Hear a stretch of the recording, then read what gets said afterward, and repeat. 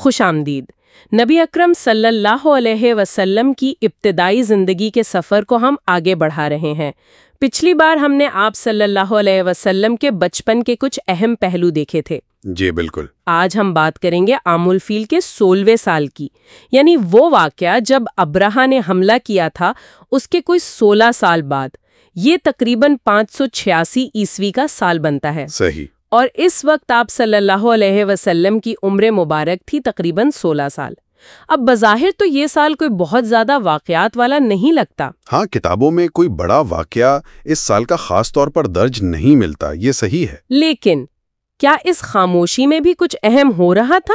آئیے ذرا دیکھتے ہیں کہ آپ صلی اللہ علیہ وسلم کی شخصیت اور ارد گرد کی دنیا میں کیا بنیادیں بن رہی تھیں۔ بالکل، یہ بہت دلچسپ دور ہے۔ بھلے کوئی بڑا واقعہ نہ ہو، لیکن کردار سازی اور عالمی حالات کو سمجھنے کے لیے یہ سال اہم ہے۔ یہ ایک طرح سے تیاری کا مرحلہ تھا۔ اچھا، تو اگر کوئی بڑا واقعہ نہیں ہوا تو روزمرہ میں کیا چل رہا تھا؟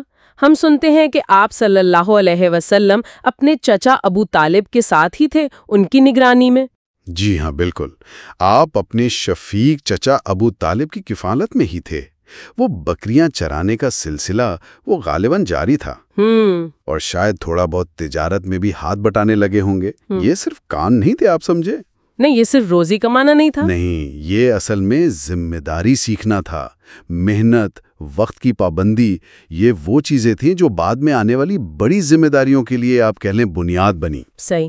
اور ابو طالب کی محبت اور شفقت تو تھی ہی، جس نے ایک محفوظ ماحول دیا ہوا تھا۔ اور یہ سب ہو رہا تھا مکہ کے اس ماحول میں جو ہم جسے دور جاہلیت کہتے ہیں، بت پرستی، قبائلی لڑائیاں، اخلاقی کمزوریاں۔ جی بالکل۔ تو ایک 16 سالہ نوجوان کے لیے اس ماحول سے خود کو بچانا یہ کیسے ممکن ہوا؟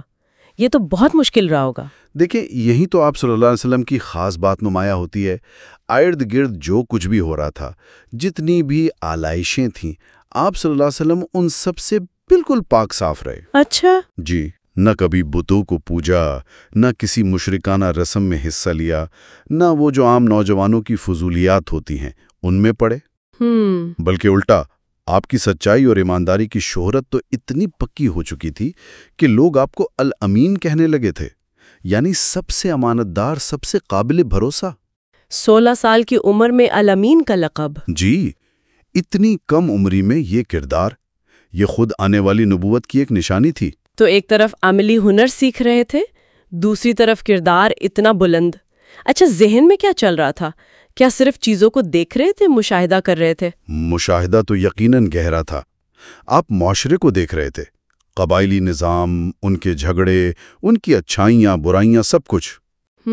جیسے وہ حرب فجار ہوئی تھی کچھ عرصہ پہلے، وہ حرمت والے مہینوں میں لڑائی۔ ہاں، اس کا ذکر آتا ہے۔ اور پھر وہ حلف الفضول کا معاہدہ بھی تھا، مظلوموں کی مدد کا عہد۔ جی، جس میں آپ صلی اللہ علیہ وسلم نے بھی شرکت فرمائی تھی۔ بالکل۔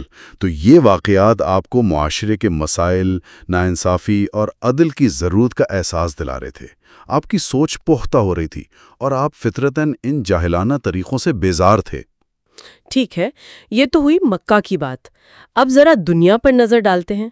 586 عیسوی کے آس پاس دنیا میں کیا بڑی ہلچل تھی؟ ہاں، یہ بہت اہم پس منظر ہے۔ دیکھیں، اس وقت کی جو دو سپر پاورز تھی بازنطینی سلطنت یعنی مشرقی روم، اچھا، اور دوسری طرف ساسانی یعنی فارس کی سلطنت۔ جی، یہ دونوں ایک لمبی، بہت تھکا دینے والی جنگ میں پھنسی ہوئی تھی۔ یہ جنگ 572 میں شروع ہوئی تھی اور چل رہی تھی۔ کافی عرصے سے۔ جی، اور یہ لڑکا رہے تھے زیادہ تر عراق، ارمینیا، شام یعنی عرب کے قریب کے علاقوں میں۔ تو اس لڑائی سے یہ دونوں طاقتیں ایک دوسرے کو کمزور کر رہی تھیں، اور ایک طرح کا پاور ویکیوم، ایک طاقت کا خلاصہ بن رہا تھا خطے میں۔ دلچسپ بات ہے۔ اور کہیں کچھ دنیا کے دوسرے حصوں میں؟ دوسری طرف اگر ہم مشرق میں دیکھیں تو چین میں ایک نئی طاقت ابھر رہی تھی، سوئی خاندان۔ سوئی ڈائنیسٹی؟ اچھا جی، یہ 581 میں قائم ہوئی تھی، اور شاہنشاہ وین جو تھے وہ چین کو دوبارہ متحد کرنے اور مضبوط بنانے میں لگے ہوئے تھے۔ یہ بھی ایک بڑی تبدیلی تھی۔ صحیح۔ اور عرب میں ان بڑی جنگوں کے باوجود مکہ کی تجارتی اہمیت کسی نہ کسی طرح قائم تھی۔ شاید وہ حلف فضول جیسے جو امن کے معاہدے تھے ان سے کچھ مدد ملی ہو۔ تو اگر ہم ان سب چیزوں کو جوڑ کر دیکھیں، ایک طرف مکہ میں ایک غیر معمولی کردار کا نوجوان پروان چڑھ رہا ہے جو ہر برائی سے پاک ہے، دوسری طرف دنیا کی بڑی طاقتیں آپس میں لڑ کر کمزور ہو رہی ہیں، جی اور مشرق میں ایک نئی طاقت اٹھ رہی ہے، کیا یہ سب الگ الگ باتیں ہیں یا ان میں کوئی ربط ہے؟ نہیں، یہ محض اتفاق نہیں لگتا۔ دیکھیں، یہ صورتحال بڑی معنی خیز ہے۔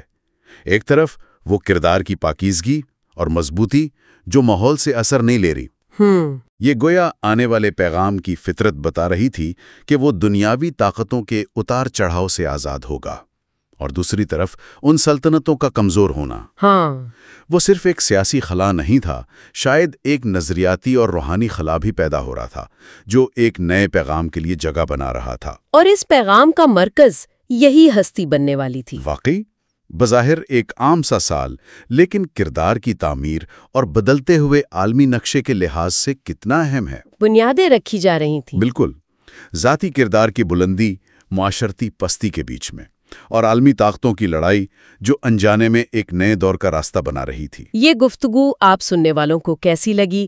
اس سال کے بارے میں آپ کے کیا خیالات ہیں؟ ہمیں کامنٹس میں ضرور بتائیے گا، اور اگر آپ ہمارے ساتھ سیرت کے سفر میں شامل رہنا چاہتے ہیں تو چینل کو سبسکرائب کرنا اور اس ویڈیو کو لائک کرنا مت بھولیے گا۔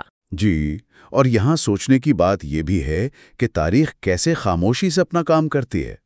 ایک نوجوان کی شخصیت، مقامی قبائلی معاہدے اور دور دیس کی جنگیں، یہ سب مل کر ایک بہت بڑے انقلاب کی تیاری کر رہے تھے۔ بالکل، اور یہ نقطہ واقعی سوچنے پر مجبور کرتا ہے۔ ذرا سوچیں، اگر اس وقت یہ روم اور فارس کی سلطنتیں اتنی کمزور نہ ہوتیں، اپنی پوری طاقت پر ہوتیں، تو کچھ دہائیوں بعد جب اسلام کا پیغام آیا تو اس کا سامنا کیسے ہوتا؟ اس کا پھیلاؤ کیسا ہوتا؟ ایک اہم سوال ہے۔ جی، غور طلب بات ہے۔ چلیں، اس نقطے پر غور کرتے ہوئے اگلی گفتگو تک کے لیے اجازت دیں۔